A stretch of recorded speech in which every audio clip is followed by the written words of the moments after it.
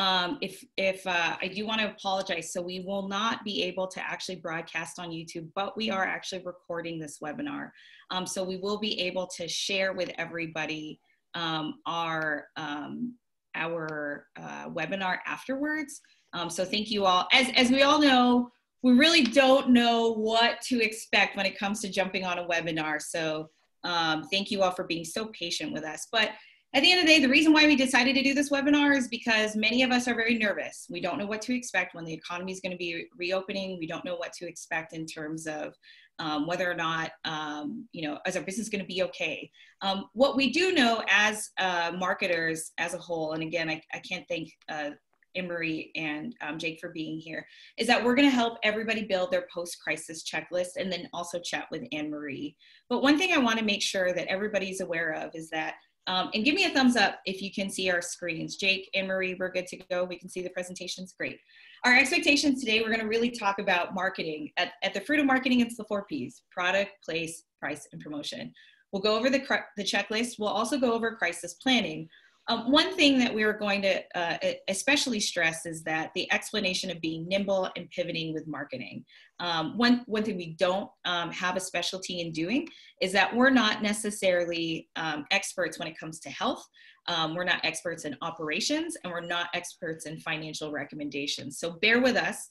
We're only going to be talking about what we're very comfortable with, which is communications and marketing. So from there, I'll dive right into it. We did some research specifically for some of our clients, and we looked at what is the best, closest opportunity to parallel what's going on to the community what's going on in the community right now to what has happened in the past, any empirical or historical evidence. And so we found some evidence related to SARS, swine flu, Ebola, and Zika. The countries impacted at that time were China, Mexico, Africa, and Brazil. As you can see on the right-hand side, it's the impressions of how their the stock market, global stock market had changed post crisis or post the health issues.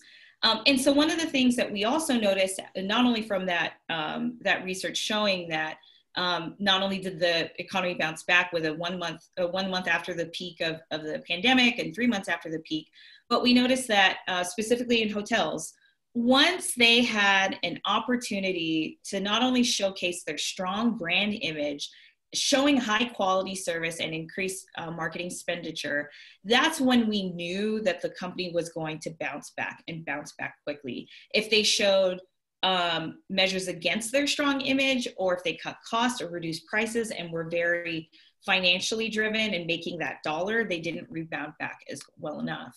One thing to also implement is that SARS and H1 has shown that the peak is really bad. It's currently what we're in right now. But as you can see, this number is actually specifically the ADR, and the ADR being the annual daily rate of a hotel. And one of the things that was interesting about this is that hotels recovered really well in these specific countries if they overemphasized their cleanliness and their safety procedures. And why is that critical? To what we mean by that is they showed that it was business as usual, but they over communicated how they kept their guests safe, how they kept their employees safe, and it showed goodwill and authenticity. And whenever the hotels, in this case study, exemplified that, showed how temperature changes, masks, the sanitization protocols and procedures, they bounced back really quickly. So after this research that we did at Siarza, this is how we came up with our 7 points of how to help your organization bounce back very quickly from the pandemic. These 7 points are going to be in discussion. And so I'm going to go one by one specifically so it'll help us. Number one, your first audience that should be ultimately engaged should be your employees. Communicate your cleanliness. That's an important piece to making sure that you can rebound really quickly. Positioning your procedure, designing your outward advertising, drafting your digital marketing, and communicating the changes that you kept and most importantly, preparing for negativity in crisis. And we'll talk about that here in a minute. Number one, your first audience is your employees. The critical piece to this particular point is that your employees are your best brand ambassadors. Over communicating your financial picture with them and implementing something that we PR practitioners call internal communications is really going to be the key to success during the post-open. And the nice thing is that you can begin talking to them if you haven't already. Over communicate your financial picture so that way they feel safe and secure and are proud about the fact.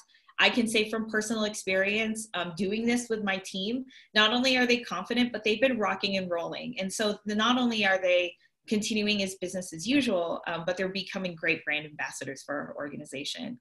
Debrief and manage your cleanliness and safety protocols. There are a great amount of experts that are out there that can help you make sure that you dot your I's and cross your T's when it comes to sanitation for not only food and safety, but also from making sure your windows are clean or making sure your tables are clean, your guest lobbies, etc. Making sure that your employees are involved in that process would be really critical. And most importantly, vulnerability. We're all vulnerable at this point. We all don't know what's going to happen. Our anxiety is high, and our stress levels are as high as well. So it never hurts to actually be vulnerable with your employees and let them know that this is the current state that we're in right now. And if you're on the bus, you're on the bus. If you're not on the bus, we totally understand. Moving on to number 2 and to number 3, your cleanliness and your procedure for sanitation. This is a really key piece, especially because some people may realize that this needs to be the new norm. So whenever you're thinking about writing out your protocols, think about how are you keeping your customers safe? When you write your protocols, that can ultimately be your messaging. How are you keeping your employees safe? Once you write those protocols out, those can also be your messages when it comes to social media, your website, etc.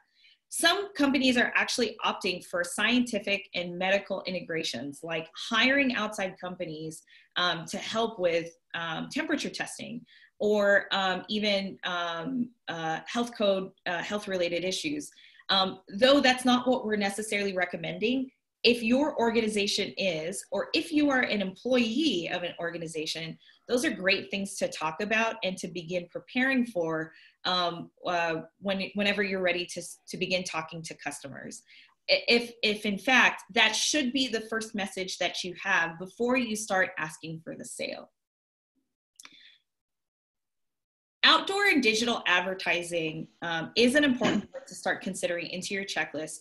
And the reason why is that our economy is expected to open within the 30 to 90 days, especially if you're in the outdoor world, if you're trying to even think about traditional advertising or in digital. The process time to actually make these ads, conceptually think about it, or create the creative is 30 to 90 days. So now is the right time to think about, is it time to pivot our marketing strategies or sales presentations? Is it time for us to begin printing or preparing the under capacity but now open type of signage or of work? You can save a lot of money by not paying those rush fees. It's time to maybe think about fiscally, can we afford rewards or incentive programs to not only keep our customers, but ask them to return? And maybe even think about, gifts of gratitude or opportunities to help clients come back, whether it be a thank you gift. It doesn't have to be a discount. It can just be making sure that your message really helps remind them of why they love your establishment or why they continue to choose business with you. Really quickly, I wanted to make sure that you can communicate the changes that you've kept. Some of us have gone to all e-commerce. Restaurants are doing curbside delivery. My favorite example is that the local pizza place outside of the West Side and Rio Rancho is not only delivering pizzas, but they're also delivering games. That's huge. And so even though you might have made changes from a safety perspective, I want you all to remember that just because it was made for safety reasons, it's now convenience. So however you can over communicate the changes that you plan on keeping, it helps mold the psychology of buyers, because the psychology of us right now, it's ever so changing with the panic of the pandemic at its own. And most importantly, remember to reemphasize that the changes that you kept are for building the customer relationships that you have and help keep everybody as loyal as possible. So with that, our last point is actually going to be talking about crisis. And I'm going to actually open the floor specifically with both Annemarie and Jake. And the reason why I'm going to open it up to them is not only do Annemarie is an APR, and in our world that is an accredited professional in public relations, and Jake has been doing crisis communications on a government level, on a local level, and also and a commerce level. So I want to open up, talking about preparing for negativity in crisis, because we actually already are in the crisis. Am I right, Jake? Am I right, Annemarie? Yeah. Oh yeah, yep. We're in it. So Jake, if you wanted to go ahead and talk a little bit, Annemarie, jump in as you see fit, and we'll go from there. Sure. Thanks, Kristelle. Well, there's three main points to think about, and I'm going to talk more specifically about like the nuts and bolts of crisis communication. But one thing I think is really specific to us in New Mexico is we have the opportunity to really watch public perception in other states who are opening earlier, and we can learn a lot from those lessons and what they're doing, specifically how people are reacting to that. And so I encourage you to watch that public conversation as other states are opening and see how you can apply that to your business or your state in New Mexico. The one thing I will overemphasize here throughout my whole presentation is that your customers and your employees are going to react differently throughout this whole thing, the beginning, the middle, and the end of this. And so when you're communicating, you have to find a way to make sure that you're inclusive of everyone, but your messages remain consistent, because you don't want to go to one side and then alienate the other half, right? Like there's going to be a group out there who's so ready to go and jump on it and, spend money and visit stuff. And then there's going to be folks on the opposite end who are really scared to do that. And when they see those people doing that, they could even get more afraid and be less likely to, come be a patron of your business. And the third thing is you got to prepare. And I'm going to talk a little bit more specifically about that. The best prepared companies, I think, weather these crises, and you're seeing that now, but we're going to talk more specifically about what you can be doing now so that you're prepared when the doors open here in New Mexico. We're looking at May 15th. Annemarie, you want to add anything? Yeah, I want to jump in with two things. First of all, crisis communications is a lot like customer service 101, where you address the issue. Jake will talk about it and give you a roadmap here in a minute, but you address the issue, you tell your publics what it is that you're doing to make it better, and then you keep communicating with them. So how many of us have been in situations where we weren't very happy with our service or a product, but because somebody made it better, we remember the experience with the company versus the initial problem, and be thinking about that. I think a great local case study for crisis communications, I'm going to put them on the spot, is Dion's. A couple of years ago, Dion's had an issue where they had a health issue come up with listeria, and the way that they reacted immediately, the way that they communicated along the way, and the way that they were able to maintain their brand loyalty and their customer satisfaction was because they were proactive and they were focused on their customers the entire time. It was about doing the right thing for the customer and for the employee versus, just looking at numbers on a screen. Kristelle talked about that, where of course money matters, but at the end of the day, we're talking about human beings, and your human beings are either your employees or your customers.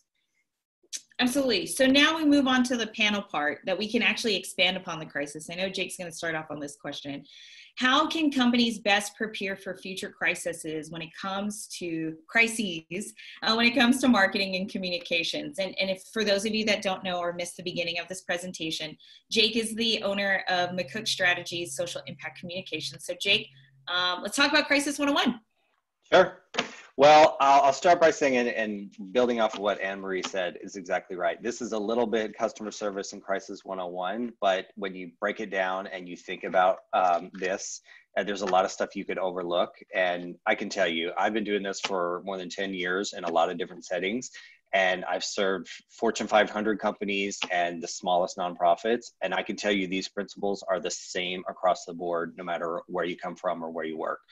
And like I said, the ones who come out of these situations successfully are the ones who planned ahead, and the ones who don't plan, they are the ones who fail or, have a negative impact on their brand, which can really last moving forward.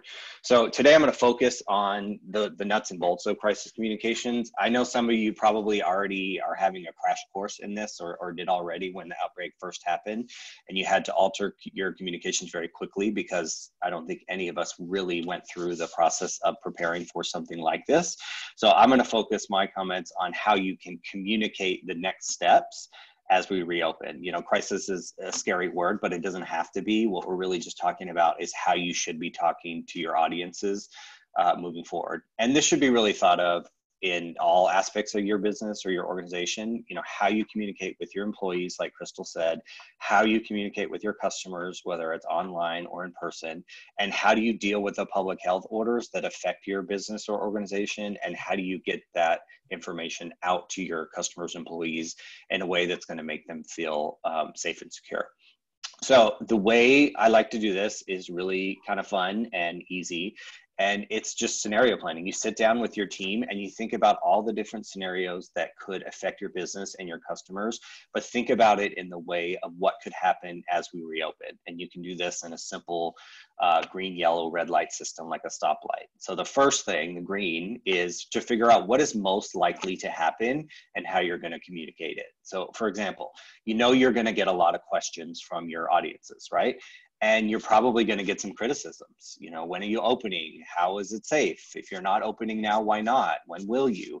So if you're not already, you should be coming up with a list of all these questions. And, maybe it's just a simple FAQ document, but have that prepared to go out across all your channels. And, be really specific. Don't just say we're practicing social distancing, right? Like, say, what that means is all of our employees are required to wear gloves and masks, and customers will be asked to be 6 feet away from each other.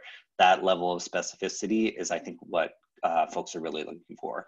And again, back to the point about customers reacting differently, you got to think about those different feelings and concerns that they're going to have. And so think about that on that spectrum of folks being really excited and ready to go, and then folks being really scared. What kind of questions are they going to have in both camps? And when you do communicate, you don't have to be defensive about it, especially if you are not ready to open quite yet. And we'll talk a little bit more about how you can do that safely in the messaging part. The second category, real quick, is what might happen that you should be prepared for. It may or may not. For example, you might be overwhelmed during your opening. Hopefully in a good way. You have, really good business right out of the gate.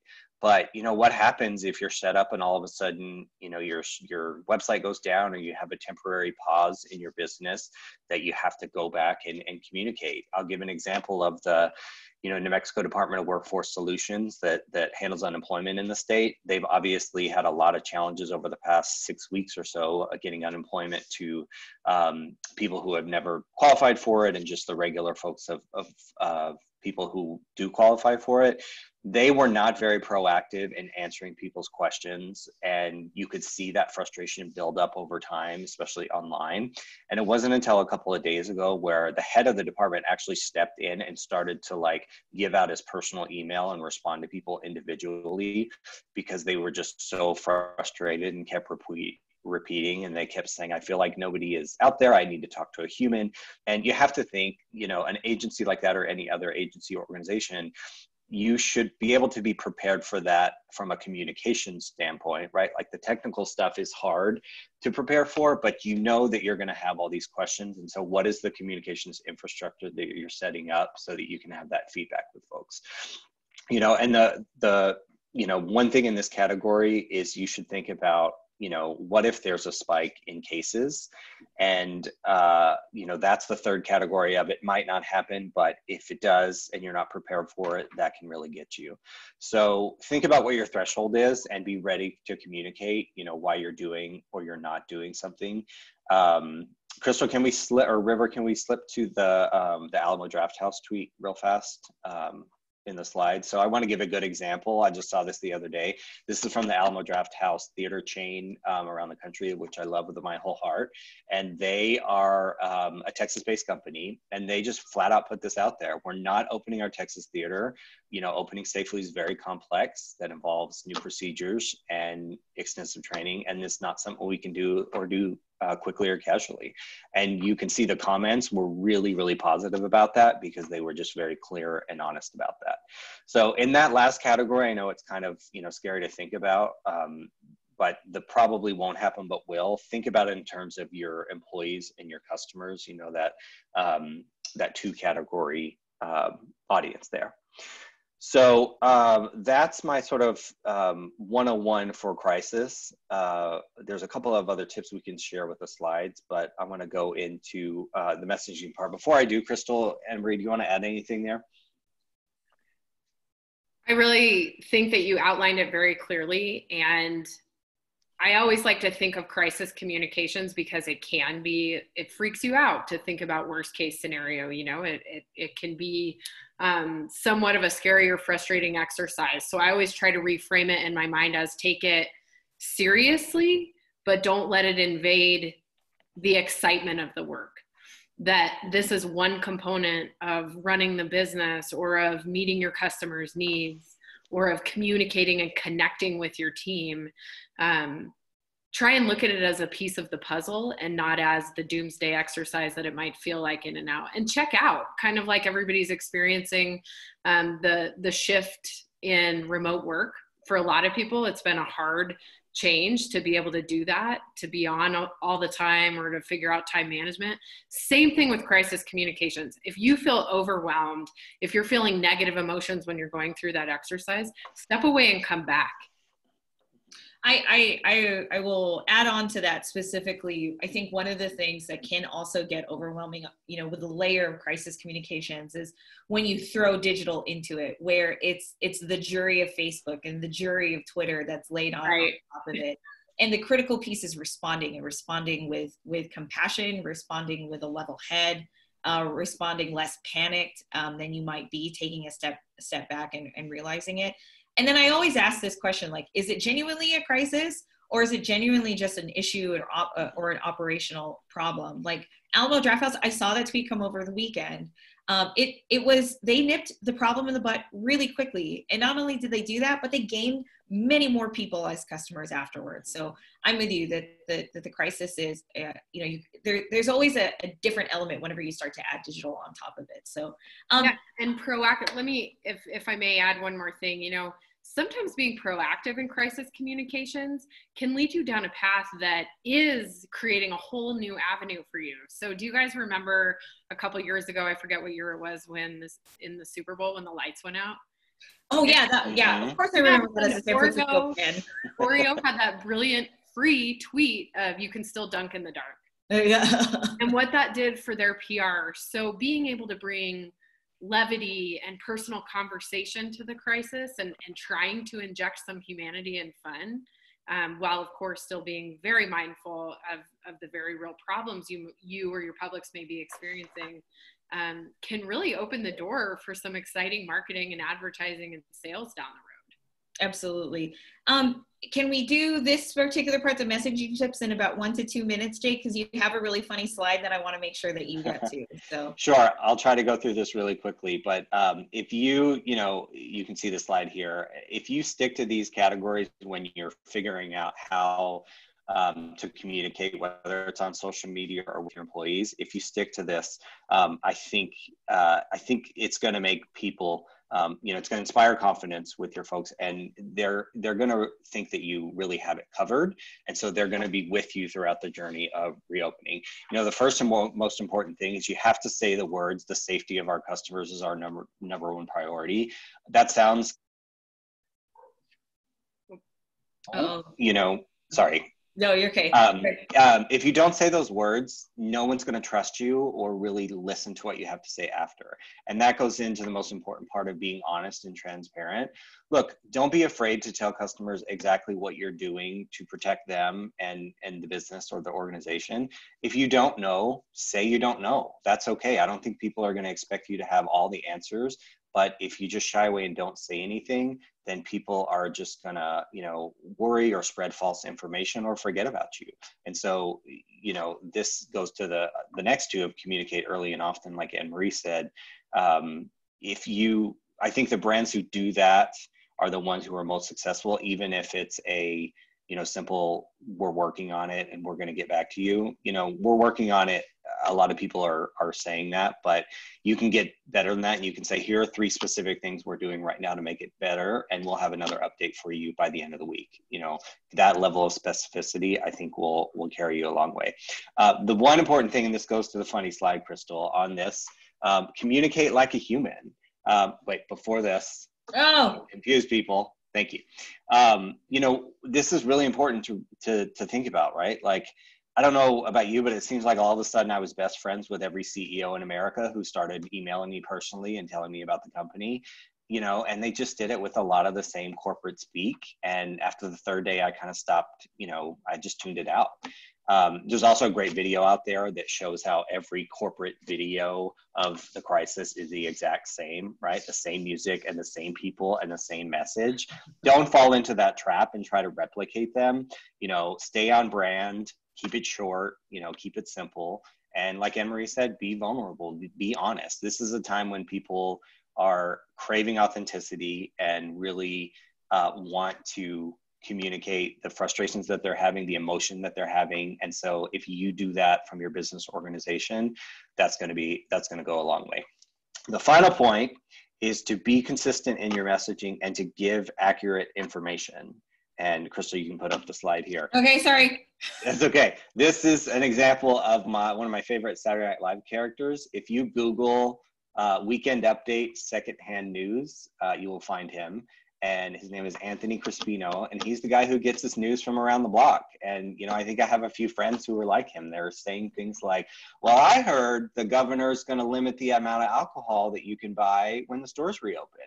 Or I heard that if you get tested positive for COVID after we reopen, then you have to pay your own bills and you can't get unemployment anymore. So I'm sure you can relate to a lot of these rumors going around. And so the point of this is, speak with authority for your business or organization, but don't speak on behalf of anyone else. Try to give the best public health and government-backed information that you can, and don't rely on rumors or anecdotes or untrustworthy sources, because it's just going to confuse and frustrate people. And I think that's what the situation we're in right now. There's a lot of anxiety and confusion and frustration. But once you open the doors, you're going to need to be really buttoned up so that you're not hemming and hawing and hedging about what you're saying, and just very clear about, this is what we're doing, this is why we're doing it, and this is what we're going to keep doing moving forward. So don't be Anthony Crispino and the secondhand news guy. Absolutely. We're going to move on really quickly, and Annemarie, I'm going to lean on you to answer this question, since it's such a big part of not only what you do at Albuquerque Economic Development, but how might consumer behavior change the crisis, and how might the business landscape change? I just want to say many of your members are actually on this call right now. We're very, very thankful for them. Pardon me for the technical difficulties. We will upload this video onto our Facebook page and to our YouTube channel right away. But shout out to Albuquerque Economic Development for doing what they do. Talk about the business landscape, Annemarie. Let's just lay it all out. Let's put all the cards on the table and talk about the business landscape. It's unpredictable, right? Right. So let's just put it out there that nobody knows what's going to happen. And most of us don't know exactly what we're doing right now. Because even in crisis planning, how many companies I've talked to in the last couple of weeks who are like, we had a crisis plan for active shooter. We had a crisis plan for a tornado. We had a crisis plan for all of these things. But guess what we never thought about? We never thought there would be a pandemic, or that there would be. So it's okay in this period of time that people don't necessarily have all the right answers yet. But I have been really motivated and interested in how quickly both people and businesses have been able to pivot and keep moving forward and get as excited as possible about what they are able to accomplish in this space, and trying to make sure that what they're doing now is laying the groundwork for a couple weeks from now, a couple months from now, and into the future. And so, of course, the first thing on everybody's mind right now is money. You know, when you close down foot traffic, when you close down meeting spaces, all of these things that we don't think about in the chain of how things happen in business have been affected. So there is absolutely nobody in the world at this point who is being unaffected when it comes to industry or business. There's also a really interesting dichotomy, you know, when you think about essential versus non-essential, companies that pivoted easily because they had made the technology investments early versus some of those who hadn't. There are some companies that are so busy and growing like crazy right now because of what they produce or what they do in a service capacity. But then there's also others who are just trying to figure out how to keep the doors open through Friday. Same thing with individuals, you know, 45 days ago in economic development, we were seeing record employment. Everything was about labor, labor, labor, which cities have the people that we need. And that conversation has changed entirely. It's gone the other way. So it's going to change our business a bit in terms of marketing and communications. And that's going to have to play out for us to truly understand, you know, what are going to be the really important strategic messaging components as we move forward in this. And I would also say, you know, especially as marketing and communications professionals, we are ingrained with strategic planning, messaging, planning. And so how many of us, raise your virtual hand if you spent hours and months last year getting ready for 2020, this is going to be the year, we're going to follow this strategic plan. And all of a sudden, here we are 30, 45 days later, and that's gone. The strategic plan is gone. And so trying to transition to what I would call strategic doing is really important in marketing and communications right now, because what your publics needed 3 weeks ago versus what they're interested in or need today versus what they're going to be interested and concerned about 3 weeks from now, like Jake said, that is all going to change. And so you have to be nimble with your messaging, and you have to make sure that you are paying attention to your publics and getting to know your publics, and give yourself a little freedom as a marketing professional or expert that it's okay that you don't know anything or everything right now, either one, because nobody does. You know, keep giving yourself a pat on the back that a lot of this right now has to do with intuition and paying attention to headlines and understanding what your specific publics really want. I can tell you in economic development, at least from AED's perspective, our project activity remains really strong. So all of those companies that we were working with before are still looking at our market. We are still getting new projects in the door, people who are very interested in our market moving forward. Where we are seeing a shift, of course, right now is visits to our community aren't happening right now. And so a lot of those pieces that really close the deal are being delayed. A lot of companies aren't making decisions right now. They're kind of in this wait and see pattern. But I do want everybody on the call to understand that, you know, people are hopeful about business in the future, knowing that we're probably going to have a lot of economic challenges for the next, who knows how many months, that there are going to be a lot of bright spots as well. Let's transition, if I might. And then in questions and answers, of course, if anybody wants us to expound on any of this, let us know. And one thing I do want to mention, the questions are now open. We're hoping to receive questions from you all the last 10 to 15 minutes. We might go over by 11, to 11:05 if that's okay. But questions can be asked on Zoom, on our Twitter account at Siarza SD, and also on our Facebook page. But Annemarie, talk about the perception of the change in consumer behavior. So I did a little bit of research, just because you're all data nerds if you're communications and marketing people. Raise your virtual hand again if those Instagram ads are getting you at home while you're in captivity. I just bought cactus pajamas. I don't even know why. They were just really cute. I really wanted them. That stuff didn't work on me before, and it is working on me now. Yeah. The stats that came out this morning, 58 million more Americans are spending money while social distancing, which is interesting because you would think with so many people struggling with unemployment that spending would go down. Actually, e-commerce, to be expected, is way up. And a lot of people are shopping to ease stress. And the reason I think that's important is even in what I would call a normal market, 95% of decisions, of consumer decisions, are made based on emotion.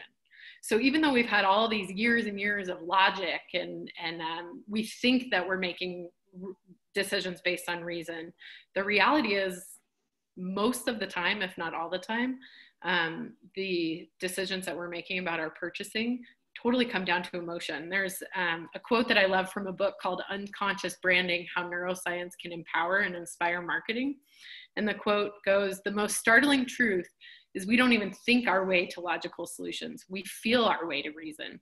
Emotions are the substrate, the base layer of neural circuitry underpinning even rational deliberation." So emotions don't hinder decisions, they constitute the foundation on which they're made. And so knowing that people already make decisions emotionally, then put on the frame of reference around this pandemic and what that's doing to our emotions in terms of how are we responding to anxiety. I mentioned in the beginning, I'm having an interesting response where my husband keeps saying I'm like the rabbit in Zootopia in that sloth scene where I'm like, go, go, go, go, go, go, go, you know, and then I'm working with other people who are like, leave me alone. Like I need a day to just not be in this space. And consumer behavior is going to be like that as well. Jake talked a lot about, you know, when you reopen, how are you communicating with your publics? And there are going to be some people who are guns blazing back to what they would consider normal life, right? Like no fear. But the reality is for many months, there's going to be a lot of people who might not be comfortable sitting in a restaurant yet, who might not be comfortable walking in spaces with people that are close to them, standing in line. There's going to be some trauma from this in terms of psychology and how people respond to your brand. I do want to point out though, it's opening the door for something really amazing, in my opinion, for marketing and communications professionals and brands in general. And that is, we were already experiencing this hunger for authentic communication and authentic connection with other people and with brands. That is more true than ever. Like Jake said, like, I never want to see another email about COVID-19 for the rest of my life. Like, let's just not even put that word in there, right? It gives me anxiety. But I do love it when an executive of a company, or you see a video where someone is just saying what they think. Even in this panel, you know, we're not scripted, we're actually giving people insight into what we think and feel. People are really hungry for that. So as a result, expectations have shifted. I think that consumers are giving us as brands a grace period. You know, a couple weeks ago, if my Amazon package wasn't here in the next day, wouldn't you freak out? Now it's like, oh, cool, I'll get it in 3 weeks. I'm good with that. So there's no better time for brands and professionals to try new things. You have this grace period to, oh, sorry, we didn't know how to use Zoom before, but now we do. Sorry, my life. We didn't sell online before, we're trying to figure it out. You know, there are companies who are trying things like delivery and then scaling it back because they realize they can't keep their quality promise up. But again, you know, staying in front of people in that way is going to be really interesting. And from the HR perspective, when it comes to your employees, this is one of those generationally defining moments, kind of like 9/11 or others, where, you know, previous to this, we did things one way, and after this, we're going to do them differently. And absolutely. Let's look at that as exciting. It doesn't have to be a bad thing, you know? Oh, definitely. So before I stopped the presentation because again, we're going to fly by the seat of our pants here. Sophie Martin, good colleague of ours from New Mexico in Focus, fellow panelist. Sophie asked a really fantastic question that I think many of us in the room would love. And I want to say thank you to all 50 participants. I know schedules come up, but we have 50 people on the call right now and soon more afterwards. All of them have stayed on the call this time around. So thank you for not being bored with our presentation. But Sophie asked a really, really great question. She asked, given that many customers are experiencing significant pain and are, in some cases, acting out on that pain, how can we counsel our staff to answer with compassion when the answer is that we cannot resolve their pain? A heavy question, in fact. And I'll give you some time. You know, how do we counsel employees and customers that though they're in peril and though they're in pain, we simply can't really solve their problem or resolve that? I'm happy to start, so I can give you guys some time to think about that. If somebody wants to jump in right away, open for discussion. Sure. I'm not sure I'm necessarily qualified to answer, but I can tell you. I mean, are any of us? Sophie, always with the good questions. I was going to say debating. So in my role at AED, my job is really to be the lead generator, to be on the road, to be bringing new business to Albuquerque. And we, of course, are still focusing on that. But in this crisis, we went full on into making sure that we could do anything we could for local businesses. You know, AED is not government. We don't have massive amounts of money that we can give away. We can't have any sway or influence when it comes to banking, that kind of thing. But what we can do is be that partner for somebody, to give them the right information, to help them understand what is or isn't available, to follow up with them, to make sure that they know we're still thinking about them. So I would say, in a very roundabout way, if you can't help somebody's pain, you can say that you can't help their pain, but you can tell them what you can do for them. I think about it with, in terms of like, if you have a friend who is going through intense grief, nothing you say is going to take away the pain, but there are things you can do along the way that help them, like bring them dinner, like make sure that they are, you know, getting up, showering, and going to work. There are things along the way that might seem out of your mission, I would say, but that can still have a very real impact. And there's a lot of training available in terms of customer service and that kind of thing that help you find the words to be able to acknowledge someone's pain, and then Absolutely. try and help them move on from that. Absolutely. Jake, your thoughts? Well, I mean, I hate to give a simple answer, but it really is simple. Answer with compassion, right? If that's the question of how you do it. Just, it goes back to what I was saying about being honest and transparent and just communicating like a human, right? If you don't have all the answers, it's okay to say that. And like Annemarie said, you know, figure out a way to say, we're here for you, and here are some things that might help you. But I'm sure if you're, you know, if you're a senior leader and your staff, you had to furlough your staff and they're unemployment and they're frustrated with the unemployment system, that's not your responsibility to figure that out for them. And that's such a, you know, frustrating thing.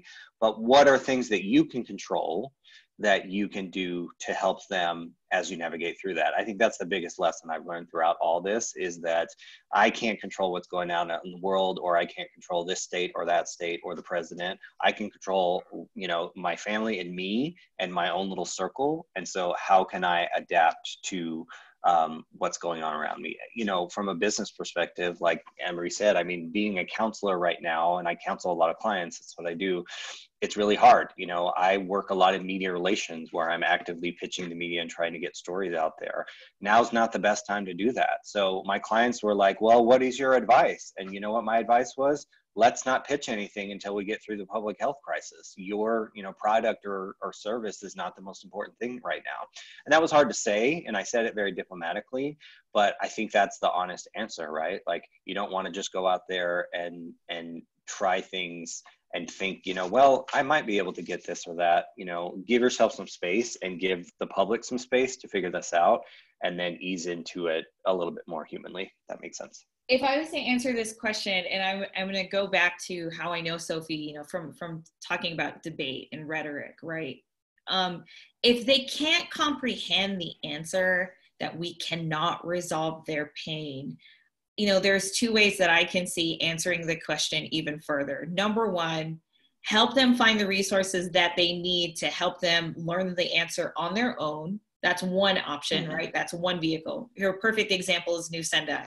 Nusenda says that if they can't process a loan for you, they're like, we're really sorry, we can't process this loan. However, we have this service for you where you can learn financial independency. We have this service for you, which is, you know, a child savings account or a savings account as well. You know, that's one of the things that you can think about in terms of finding additional resources to help answer the question, where you're taking the attention off of the I can't help you answer.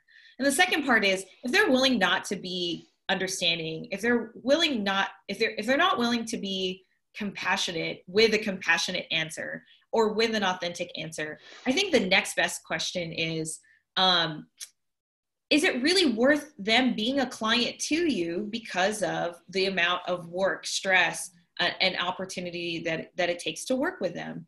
You know, one of the things that we learn, especially in the B2B section, is that sometimes we have to be selective with the type of clients that we work with, because nothing's going to make them happy. Even if they went to another vendor, nothing's going to make them happy. And I know right now is a really sensitive time, so it's not the right time to make that call, but it's definitely worth that time to think about whenever you're trying to scale up the business or ramp up the business, is that, you know, you have to pick your battles when it's necessary, especially in a B2B environment. But moving on really quickly, I don't actually think we're going to get to the question, guys, that we originally we added. But we have several more. Stephanie Poston, a really great, well-respected communications professional here. You know, she says everything is COVID response. What is another way to come at it from an asset-based perspective? I don't know if you have any answers on that specific question. What's another way to come at the COVID-19 response from an asset-based perspective? I'm not sure I fully understand the way the question is being asked, but I will give kind of I'll give a response based on how I think it's being asked. So I think about the fact that in tourism and economic development, it's our job to sell Albuquerque. And it's not necessarily the right time to try and sell a location over another. So we think a lot about how do we stay top of mind with people, or how do we attract people without being insensitive to that. For example, with AED, a lot of what we do, I'm in airports all the time. We travel a lot. A lot of our marketing strategy is focused on in-person events. We convene the business community frequently. And so we're going through a really intensive exercise right now about how do we recreate the magic of that in-person experience, but do it virtually. What if for the next 6 months, we changed our messaging, we changed our imaging? You know, I don't want to speak on behalf of tourism, but Jake and I were involved in a luncheon last week where tourism was talking a little bit about how, you know, we've been showing all these images around like people gathering, and now we're showing these beautiful images of these wide open spaces and reminding people that when you can move around, think about coming here. And so I'm not sure if I'm answering that correctly, but I think there's always a way to remind people, hey, we have what you need and what you want, but be very careful about how you say it. Jake, any additional responses? If not, we have another question that can be easily answered too. Well, I don't know if this answers the question specifically, but it got me thinking when Annemarie was talking. You know, everything is so COVID-19 response, and it's kind of overwhelming. And so one of the things you can think about doing is how do you, communicate that you're just back in action and it's business as usual. You know, you can do that in a very human friendly, fun way. Simple things is like, we've missed you, we're glad you're back, and just really focusing on normal life again and what your business or your organization provides for people. If you just, say, we're glad to have this, the worst behind us, we're still, taking a look and making sure that, we're going to be safe moving forward, but let's get back into it. Here are 3 things that we want to do and can do right now. I think that's really good, a good opportunity to just help us get to this next step and try to get back to a little bit normal. And as communicators, you have the opportunity to do that with your messaging. Sure. This will be the last question for today. And we want to thank everybody that's starting to log off for their next meeting. So thank you again. Brandon from Visit Albuquerque asked a really fantastic question that I'd like to take on first. And then I'll open it up, and then we'll close today's conversation. When things begin to recover, what suggestions do you have to stand out from the competition while still remaining empathetic and sensitive to the situation? So again, when things begin to recover, what suggestions do you have to stand out from the competition while still remaining empathetic and sensitive to the situation? I think for me, the answer to that is going back to where the communication genuinely needs to be human. It's not sales driven. It's not about making sure that it's a call to action for a percentage off. It's not about the conversion. I think even especially for marketing Albuquerque, or especially marketing a city or a B2B that like us, like who needs to hire somebody for social media? You know, for us at this point, to make sure that you stand out of the competition is using the personality and the brand image and and tying that into human interaction. Like for me, when I log off every call now with my team, I say, I miss you guys and I love you. And I can't wait to see you guys all again in person. Not to say that other agency owners do that, but I say that to my clients all the time. It's like, I'm worried about you. You guys okay? Like, we miss you. We love you. We hope you're okay. And I think the personality of the brand or the voice of the brand can easily be replicated onto social media, onto the website, even onto a billboard or a television ad.